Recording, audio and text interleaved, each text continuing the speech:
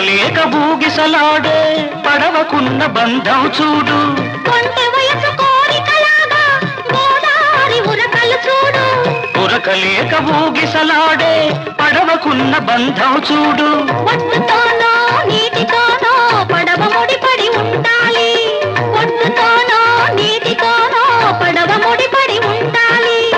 ఎప్పుడే ముడి ఎవరితో పడి పడవ పయనం సాగునో మరి.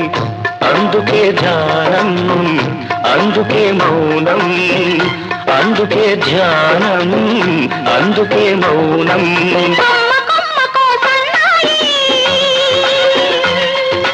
కోటి రాగాలు ఉన్నాయి.